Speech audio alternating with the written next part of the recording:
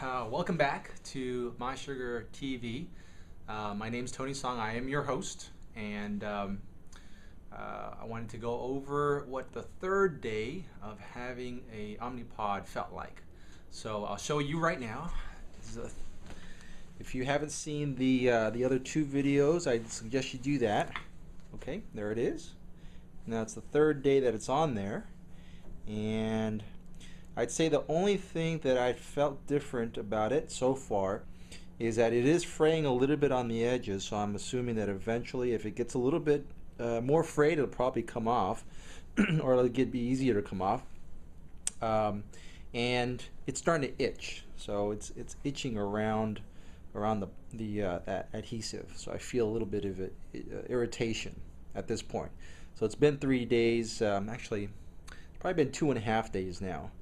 So that's the only difference. And one of the things that I experienced yesterday was I have 2 kids, and we were playing around and wrestling, and Ethan, my son, he pretty tough guy, he came around and he kind of just nudged it really hard, and so it was like, oh God, uh-oh. So it kind of, you felt like, you know what, if you're not really careful, you can definitely have it pulled off. And I thought it actually did get pulled off, but it didn't. It didn't give me any alarms or anything like that. So, but it's still there. So I guess that's one of the things that you got to have, because after a while you don't actually even feel it there. So you have to be aware that it is there, and when you're playing sports or playing around with your kids, just got to have an awareness that it's there. One of the things I wanted to talk about today with the pump is who's it for, right? So the pump is a device that gives insulin little bits as the day goes by, and that's called a basal. So it's almost like your normal pancreas, where it's giving off a little bit of insulin every minute, every second of the day. Well, the pump does the same thing. There's a basal rate is what it's called, and it's giving off a little bit of insulin every day. And that basal rate is really up to the individual as well. So that's all programmed into the pump. It does that, and the other thing that it does pretty well is when you eat. So when you eat, you need a little bit more insulin to cover the carbohydrate load, because you're eating, let's say, a piece of bread. That bread's going to turn into glucose, go into your bloodstream. There's got to be that insulin there to make sure that glucose takes it into the cell walls. So that's kind of this spike of insulin that you need. Well, it does that. So one of the things is anybody that uses insulin, as far as extraneous insulin, not your own, would benefit from having a pump. And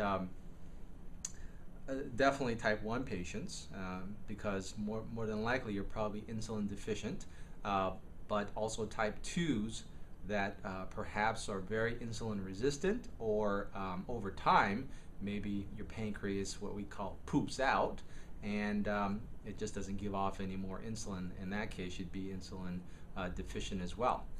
So you may benefit from a pump. I was talking to the representative about, so what is the process of getting a pump? They said, well, if you have a type 1, there's a certain amount of time that usually goes by. Insurance has to know what your A1C is, things like that, but it's pretty relatively easy to get if you're type 1, my understanding. Now, I'm not type 1 and I don't have a pump, so I'm not too sure how easy it is, but as far as what I've heard, it seems easier if you do have type 1. Now, as type 2, it's a little bit of a struggle because you need more documentation. And I'm not even 100% sure if you can get it if you are very insulin resistant, because I talked to somebody just recently and they said that one of the key things they're looking for is also C-peptide, which is a lab result that tells you how much insulin your body is producing. So if that number is too high, maybe they don't look at that favorably for a pump. I'm not 100% sure about that, but that's kind of the dynamics of pumps and insurance. You know, as we test out other pumps, I'll ask more detailed questions. You guys post on the bottom there as well. Let me know what you're interested in knowing, so that when I do meet with these reps, I can ask them these questions and get you these answers, at least at the best that I can. So far, I like it. You know, if I was on insulin, I would love to have this pump, and because it's so convenient, so easy, and really, I mean, I showed you last time, but it's very discreet as well. Just the fact that you carry one of these things around is just unbelievable, and you can give yourself boluses right off of this thing. It's pretty amazing. Anyways, I hope that gave you a little bit of an insight on what it feels like to have a pump on, especially the Omnipod. In the future, we're going to see if we can get the Ping on as well, and also the Medtronics. And the Medtronics is really cool because there's going to be two sides. There's going to be the pump side, and then the other side we're going to have a CGM, or continuous glucose monitor, on the other side that is able to talk to each other. So hopefully we get that on, and we'll give you a kind of an idea what it feels like to have these things on. You know, one of the things I want to make sure is, you know, I don't have type 1, and I don't really need a pump to control my diabetes, and that's I don't know if I can completely give you a good idea of what it feels like to have a pump on, because I'm only having it on for 3 days. So this video, as much as I want to help you as much as I can, I don't know if it really covers the full scope of having a pump. It's kind of, I guess, just a primer, just to let you know what it feels like, at least on a third party, you know, just my own perspective, and gives you a little bit more idea. That's what I really wanted to do. But thanks for joining us again on My Sugar TV. And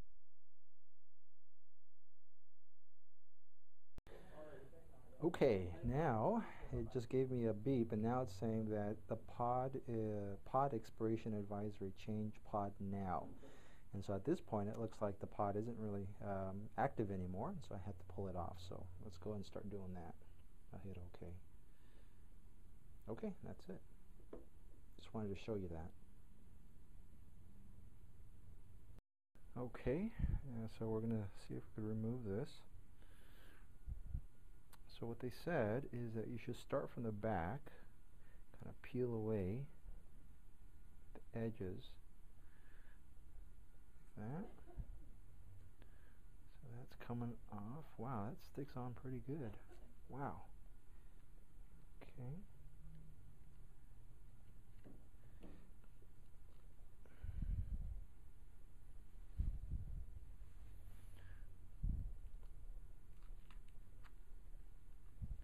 Yeah, that adhesive is pretty strong, surprisingly. Pull that off. Oh, there it is. There's a cannula.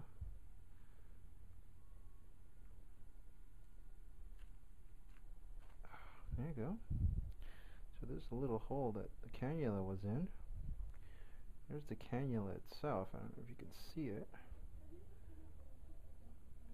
Yep, maybe if I put it on a black background, you might be able to see a little bit more. There you go. So that was in there, and a bit of blood. It's not that bad. Yeah, very good. It itches a little bit. You can see there's a little bit of a rash on the end, but okay. Well, there it is. That was pretty easy to take off. I thought it'd be a little bit more difficult. There was actually a video posting on YouTube, I believe, that showed somebody taking one off, and they were using some acetone. That makes it a little bit easier to take off, and maybe that's, if I did that, maybe it wouldn't be so irritated there. But yeah, pretty easy. There it is. All done.